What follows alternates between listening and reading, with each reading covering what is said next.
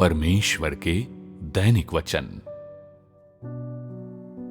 कई हजार वर्षों की परमेश्वर की योजना में कार्य के दो भाग देह में किए गए हैं। पहला है सलीब पर चढ़ाए जाने का कार्य, जिसके लिए वो महिमा प्राप्त करता है। दूसरा है अंत के दिनों में विजय और पूर्णता का कार्य, जिसके लिए वो महिमा प्राप्त करता है। यही परमेश्वर का प्रबंधन है। इसलिए परमेश्वर के कार्य या तुम लोगों को दिए गए परमेश्वर के आदेश को सीधी सादी बात मत समझो। तुम सभी लोग परमेश्वर की कहीं अधिक असाधारण और अनंत महत्व की महिमा के वारिस हो, और ये परमेश्वर द्वारा विशेष रूप से निश्चित किया गया था। उसकी महिमा के दो भागों में से एक तुम लोगों में प्रत्यक्ष होता है। परमेश्वर की महिमा का एक समूचा भाग तुम लोगों को प्रदान किया गया है, जो तुम लोगों की विरासत हो सकता है। यही परमेश्वर द्वारा तुम्हारा उत्कर्ष है, और ये वो योजना भी है जो उसने बहुत पहले पूर्व निर्धारित कर दी थी। जहां बड़ा लाल अजगर रहता है, उस देश में परमेश्वर द्वारा किए गए कार्य की महानता को देखते हुए यदि ये कार्य कहीं और ले जाया जाता तो ये बहुत पहले अत्यंत फलदायी हो गया होता और मनुष्य द्वारा तत्परता से स्वीकार कर लिया जाता। यही नहीं, परमेश्वर में विश्वास करने वाले पश्चिम के पादरियों के लिए इस कार्य को स्वीकार कर पाना कहीं अधिक आसान होता, क्योंकि यीशु द्वारा किए गए कार्य का चरण एक पूर्ववर्ती मिसाल का काम करता है। यही कारण है कि परमेश्वर महिमा पाने के कार्य का ये चरण कहीं और पूरा कर पाने में असमर्थ है। जब कार्य का लोगों द्वारा समर्थन किया जाता है और उसे देशों द्वारा मान्यता प्राप्त होती है, तो परमेश्वर की महिमा प्रभावी नहीं हो सकती है। इस देश में कार्य के इस चरण का यही असाधारण महत्व है। तुम लोगों के बीच एक भी व्यक्ति नहीं है जो व्यवस्था द्वारा सुरक्षित है। इसके बजाय तुम व्यवस्था द्वारा दंड के भागी ठहराए जाते हो। इससे भी अधिक समस्यात्मक ये है कि लोग तुम लोगों को समझते नहीं हैं, चाहे वे तुम्हारे रिश्तेदार हों, तुम्हारे माता पिता, तुम्हारे मित्र या तुम्हारे सहकर्मी हों। उनमें से कोई भी तुम लोगों को समझता नहीं है। जब परमेश्वर द्वारा तुम लोगों को त्याग दिया जाता है, तब तुम लोगों के लिए पृथ्वी पर और रह पाना असंभव हो जाता है। किंतु फिर भी लोग परमेश्वर से दूर होना सहन नहीं कर सकते हैं। जो परमेश्वर द्वारा लोगों पर विजय प्राप्त करने का महत्व है, और यही परमेश्वर की महिमा है। तुम लोगों ने आज के दिन जो विरासत पाई है, वो युगों युगों तक परमेश्वर के प्रेरितों और नबियों की विरासत से भी बढ़कर है, और यहां तक कि मूसा और पतरस की विरासत से भी अधिक है। आशीष एक या दो दिन में प्राप्त नहीं किए जा सकते हैं। वे बड़े त्याग के माध्यम से ही कमाए जाने चाहिए।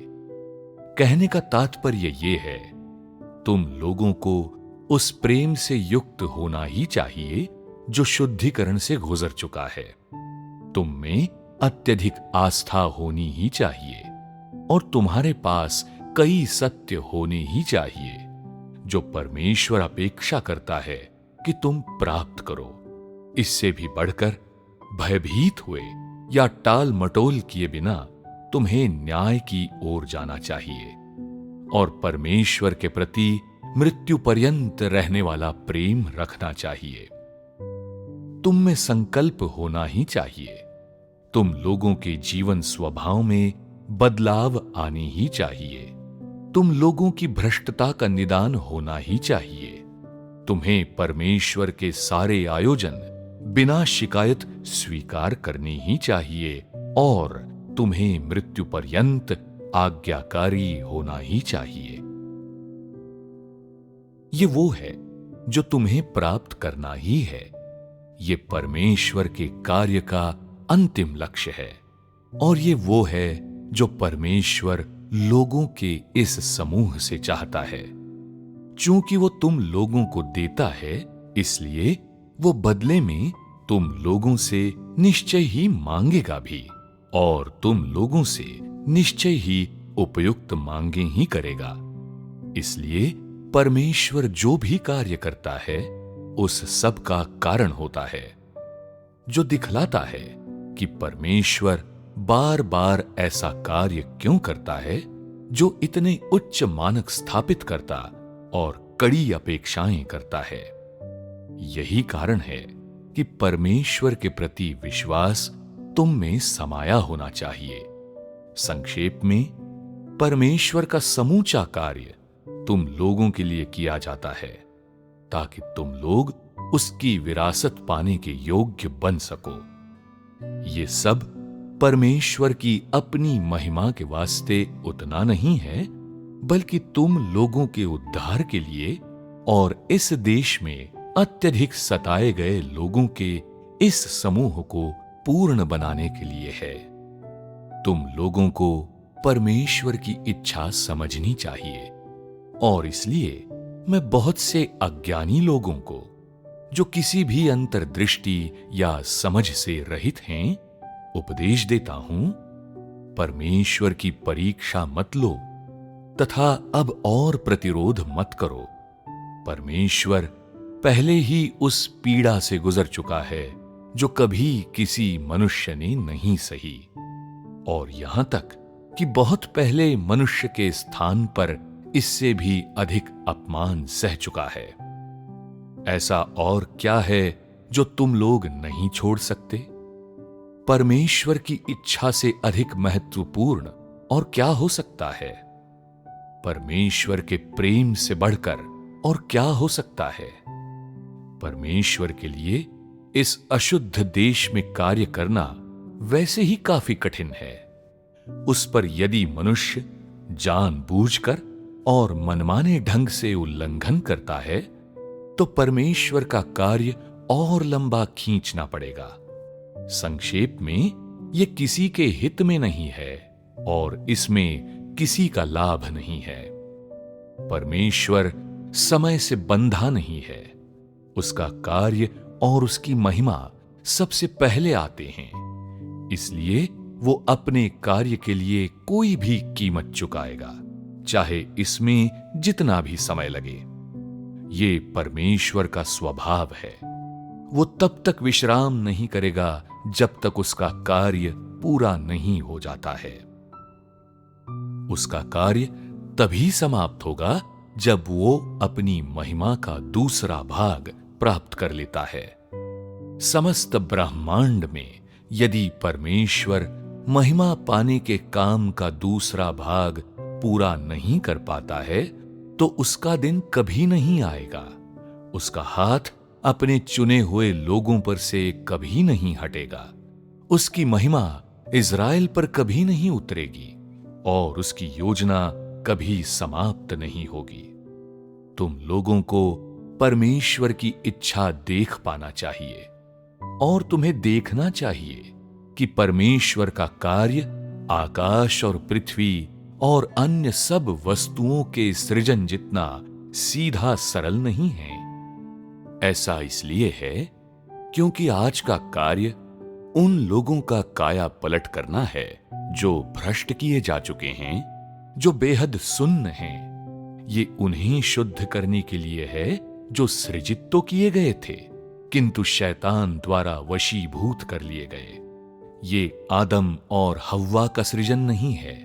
ये प्रकाश का सृजन या प्रत्येक पौधे और पशु का सृजन तो और भी नहीं है।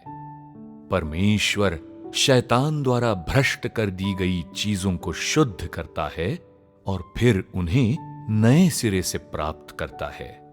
वे ऐसी चीजें बन जाती हैं जो उसकी होती हैं और वे उसकी महिमा बन जाती हैं। ये वैसा नहीं है जैसा मनुष्य कल्पना करता है। ये आकाश और पृथ्वी और उनमें निहित सभी वस्तुओं के सृजन जितना, या शैतान को अथाह कुंड में जाने का श्राप देने के कार्य जितना सीधा सरल नहीं है, बल्कि ये मनुष्य का काया पलट करने का कार्य है। उन चीजों को जो नकारात्मक हैं और उसकी नहीं हैं, ऐसी चीजों में बदलने का कार्य है जो सकारात्मक हैं और उसकी हैं।